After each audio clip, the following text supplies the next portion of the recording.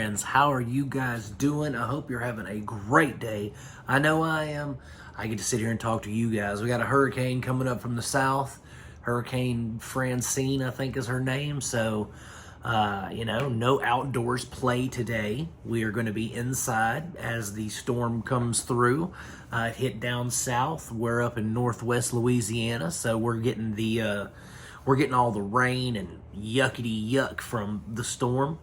And so it's a perfect day to sit here and talk about movies with you guys. Thanks for stopping in and hanging out with me for a little bit. Today we're going to be talking about a show that came out on AMC back in 2018 called The Terror. Okay, now this is part fact, part fiction.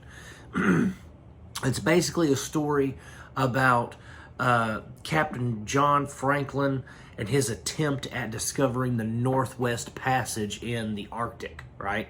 And so basically it's a series, it's about 10 episodes long, and it focuses again on these guys who they're trying to find their way through the Arctic. Their ship is, sailing through the ice, breaking the ice up, but then winter hits, okay? And they get stuck in pack ice. Their ships get frozen in place.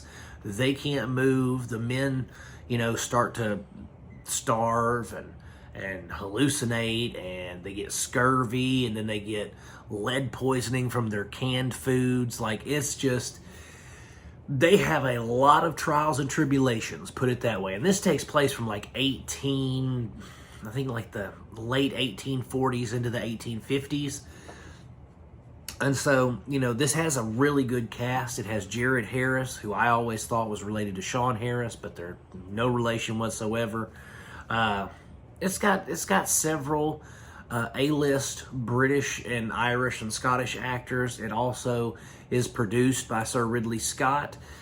So it has all the right ingredients to be something entertaining and engaging.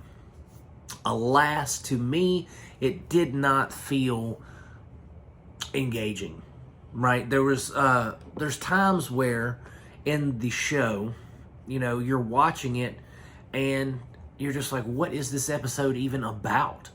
Because first off, we get frozen in the ice, right? They're trying to survive. There's no game around. There's nothing to hunt. They're living off, canned foods.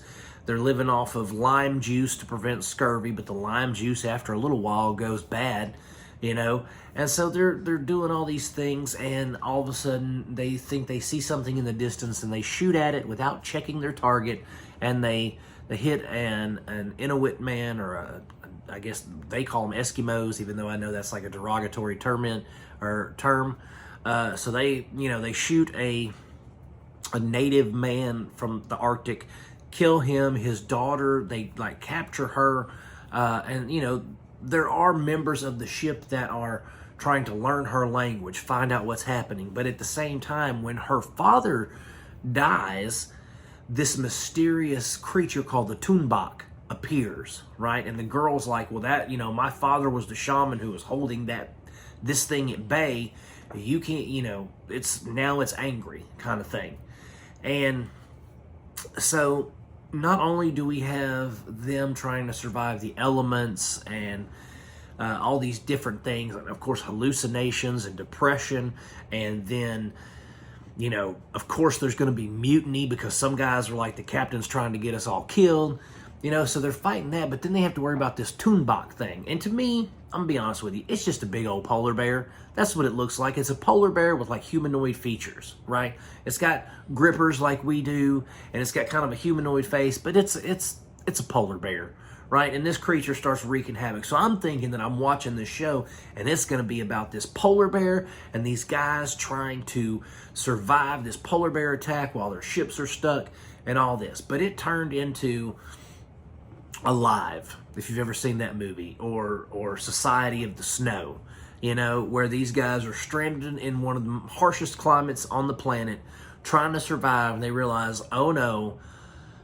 we're going to have to walk out of here. And so, towards the end of the film, the end of the show, these guys are trying to walk out of the Arctic to an Inuit camp or or to another, like a British fort or something like that. And they're trying to get out there. Well, this creature keeps picking them off. They keep having like inner turmoil. There's this one guy, Mr. Hickey. He's a real scumbag. I mean, like, I was so glad when he finally bit the dust, because I was like, this guy, he causes more problems.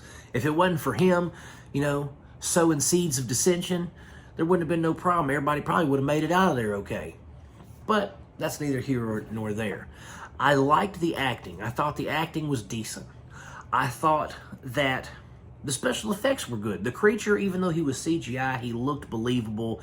And especially when you mix that with the blowing snow and the whiteout conditions and stuff, you don't have to show a lot of a polar bear, you know. You can show a big arm, a claw, a little bit of a face and a snout, and it has the desired effect, right? Especially, again, with those conditions of the whiteout and blizzards and all that. You don't have to show a lot of the creature. And so there was all that, but really where this really struggled was the structure, was the episode structure, right? I mean, you could have probably whittled this sucker down to about 8 episodes, and it would have had the same effect. I think that 10 episodes was a little too long, because it just drug.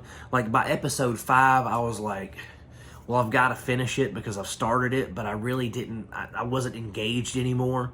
And I did enjoy the ending. I thought the ending was apropos, but it's just the series itself just, to me, was not that good. It wasn't scary. There wasn't enough action to really keep you engaged, and what dialogue there was, what acting there was, even though it was great, it wasn't so great that I was just like, what are they going to do next? You know what I mean? So it was just kind of average. I mean, and when I say average, I mean a little bit below average, right? It could have been so much better, especially given the quality of shows that have come out around that time and later, right? I mean, we've got House of the Dragon, we've got all these different, you know, quality shows, and in 2018, this was just kind of a flash in the pan, right? So The Terror, if you want to check it out, it's streaming on Netflix. It's streaming on Prime, so you can check it out on there, and it's going to get 2 stars because, again, I just wasn't as entertained as I thought I would be, and you guys can check it out if you want to, but that's going to be it for The Terror. Thank you guys so much for watching. I really, really appreciate it.